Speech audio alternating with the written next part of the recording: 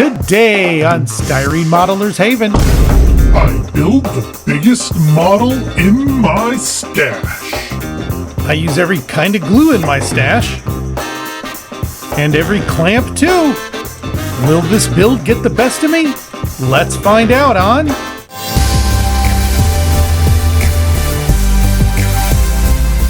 I had so much fun building the Airfix Victor, which was another one of my bigger model kits, that I decided to go as big as I can. So digging through my stash, I found the biggest box I could, which was the A400M Grizzly.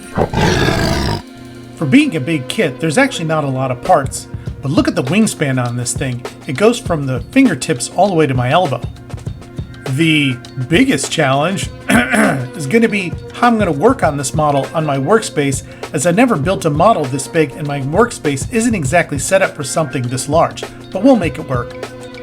Like with any model, we start with clipping all the parts. I'm going to keep things simple.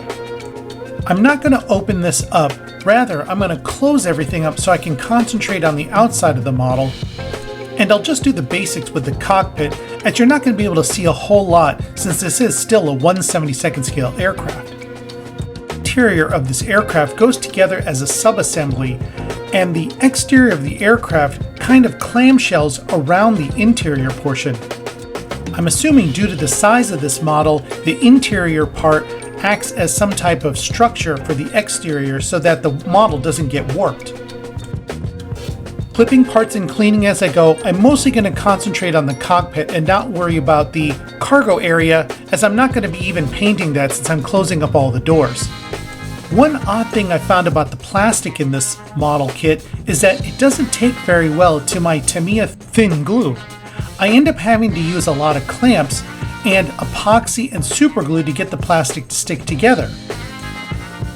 Whatever kind of plastic this is made of doesn't quite melt or dissolve together like a traditional plastic model kit. For being a new tool kit with a copyright of 2012, the fit on this kit is okay. So to make sure everything fits tight, I'm sanding down any high spots on the seam so that when I put the exterior fuselage together over the interior, I'm not going to have any problems. With the interior put together, I can now move to painting the cockpit and the front wheel well. The first thing I do to give a little bit of highlights and shadowing is painting everything black.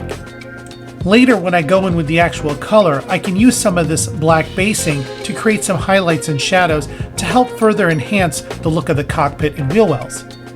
The cockpit and all the wheel wells call for a light gray, so I'm just going to go with something that's pretty close according to the reference pictures I found online. With the majority of the paintwork done for the cockpit, I go back in with a fine paintbrush and pick out some of the details, including the seats and some of the control panels.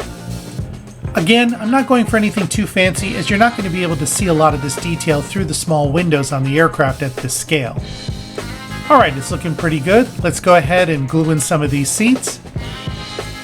And there we go, a fairly passable cockpit, which should do the job for this model.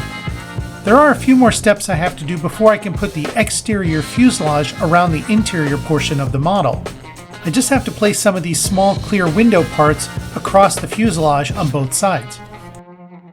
And like I mentioned before, since I'm closing up this model, I'm going to go ahead and black out these small windows since there's nothing to see on the inside.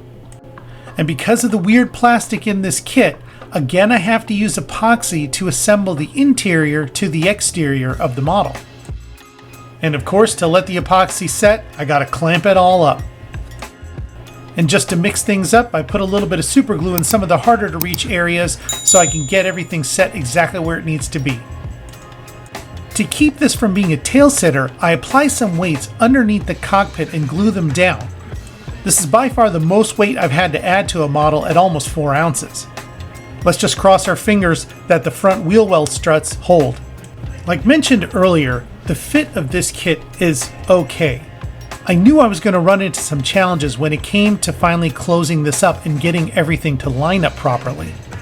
So getting a mix of both the Tamiya thin glue, super glue, and epoxy, along with a bunch of clamps, I have to go around this model methodically, pinning everything down as I go with all the different types of glues. There's even some spots where I had to add a little bit of styrene strip to add for some extra support because there was a little bit of twisting and warping in the kit. Twist it here, glue it there, lots of clamps to hold it together while all the glue sets. It was a bit of a challenge to get the exterior fuselage to fit properly around the interior portion. Even with all the fuss and muss of all the different types of glues and clamps and twisting this thing into shape, I still had to add more shims to get the rear door to line up. Without this shim, I just wasn't able to get the door to line up properly, and it would continue to fall into the model while I was trying to glue it. Moving on to the wings, it was more of the same, with big steps between the parts, trying to get everything to line up. It just was a bit of a nightmare. But with a little bit of ingenuity, some extra sprue from the kit, I was able to force things into place, which is all part of the fun of building a model. Using this sprue to kind of spread out the top portion of the fuselage, I was able to get the wing to sit in fairly well with minimal sanding and filling in the future.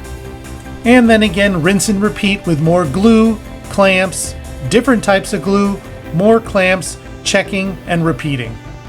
At different points of the assembly on the exterior of this model, it seems like I was running out of clamps, sometimes using every clamp to go across an entire surface until the glue set. I did enjoy the challenge, however, as it allowed me to start thinking outside the box and getting this big model put together. Whew! With the majority of the exterior finally done, I can go back in and rescribe some of the panel lines and restore some of the finer details. Whoops, almost forgot. I gotta get the large tail section on. With the glue setting on the majority of the model, I go ahead and clip some of the smaller parts and even put together some of the jet exhausts. It's time to sort out the gaps and seams. Since I twisted and turned this model into shape to get all the pieces to fit as good as possible without any major steps between the parts, it's just a matter of filling in most of the gaps and seams, sanding everything smooth, and getting everything ready for primer. Even though this kit has recessed panel lines, some of those panel lines were a bit shallow and were starting to disappear when I sanded over them, so I had to pay extra attention rescribing some of those lines to bring them back. I was also starting to lose the panel line between the rear door and the rest of the fuselage. To help me guide and restore some of those panel lines, I used Dymo label tape as a straight edge so I could get a nice clean line along that part. To ensure some of the longer panel lines remained straight, I used a metal straight edge with my razor saw to ensure that those panel lines remained straight while I was rescribing. I did a complete video on how I like to fill gaps and seams. You can find a link in the description. There was one last door I had to install on the model to completely close it up, and this was the side door leading up to the cockpit. This door didn't fit well and had a little bit of a larger gap towards the bottom of the door. I was able to slip a little bit of styrene strip into that gap, so I figured this would be the best way to fill it and then rescribe it so that it matched the rest of the door panel lines. A little bit of test fitting to make sure it fit, and then we just had to glue it into place. And there we have it, gap filled, and the door is flush with the rest of the fuselage. Another unsightly seam was the gap between the lower wing half and the fuselage, which also required a bit of styrene strip in order to fill it properly. So first I glued it in with the Tamiya Thin, and then once that glue had set, I applied super glue over the entire gap so I had a nice surface to sand and blend everything into that area. The small windows on the sides of the fuselage were protruding a little bit, so I needed to sand those down. Having sanded it down flush to the fuselage, I then used progressive grits of sandpaper to get it polished back up again. All that was left was to cut some masking tape using my metal templates and mask those small windows off and get it ready for primer. We're getting really close to primering this model, but I first have to get the main canopy into the fuselage. Even though this part was fairly clear, I always like to dip my clear parts in Future just to give it that extra bit of clarity. Future is no longer sold, but I think the same product is under the name Pledge Clear or something like that. I'll leave a link in the description if you want to try this on your next model to clear up those clear parts. The dip-in feature also blocks any of those harmful fumes that you get from super glue, so I'm able to actually glue in this clear part using the super glue not only to hold in the part, but to also fill in the gaps. And as you can see, the clear part doesn't have any of that fogging that you would get with an unprotected clear part. Now, using my metal templates, I cut small pieces of masking tape to mask off each of the Canopy windows individually. And after 2 or 3 sessions at the bench, the Canopy is all masked off. Alright, so it took a lot of work to get this into shape, but the model is ready for its first primer coat, so we can see what additional work we need to do to get it fixed prior to putting the first coats of color on. To get rid of any sanding dust, fingerprints, and anything else that might not let the paint stick, I like to wipe my models down with 99% rubbing alcohol. The reason why I use 99% and not 91 or even 70% is there's an oil in the ones that are lower percentages, and it will actually keep your paint from sticking to your model. This 99% has none of that oil, so it leaves the plastic perfectly clean and dry. Before shooting the primer, I want to spray the outside of the canopy with the interior color that I painted it, so that the inside of the canopy has the same coloring as the rest of the cockpit. Well, it took a minute, but we're finally here. We're spraying down the first coats of primer, so it will reveal just how good of a job we did getting rid of all those gaps and seams. The primer will also help with paint adhesion when it comes to the first color coats. Remember when I said that this model is a little bit big for my workspace? The same goes for my paint booth. I just can't seem to maneuver this model around my paint booth without bumping into something, so I gotta figure something out. Where do I have plenty of space? Outside on my back porch. I've got a work table back there, and I threw down some tarp. I didn't want to bring down my airbrush and compressor, so I had some primer spray paint laying around, and I decided to just go ahead and spray that directly out of the can. Now I've got plenty of room to toss this model around as I spray it down, and this primer dries fast, so I can do the entire model at one shot. I did a complete video on how I normally like to prime models at my bench. I've left a link in the description. Check it out. Yep, the primer did its job. It revealed all the problems I'm gonna have to fix. Lots of gaps, seams to correct, more sanding, more priming. Is this model getting the best of me? Push through! Find your mojo! Alright, well, I'm back at it. Filling gaps, sanding seams, filling more gaps, sanding more seams. Suffice it to say, after several more sessions at the bench of more rinse and repeat, I finally did manage to take care of all the seams, get it primered, check over my work, wet sand everything, and get it ready for the first coats of paint. Alright, so I can concentrate on some of the smaller parts, getting those ready for paint, and assembling the rest of the smaller parts onto the model.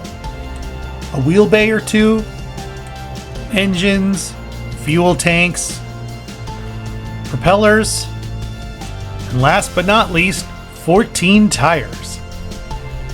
Alright, we're on the other side of primer and moving on to color coats. One last bit that I was trying to hold off as long as possible, as I was afraid I might snap it off, is the fuel probe. So let's get some color down. The first thing I'm going to do is paint the entire model black to give it a black base to work off of, so I can later do a little bit of highlights and shadows.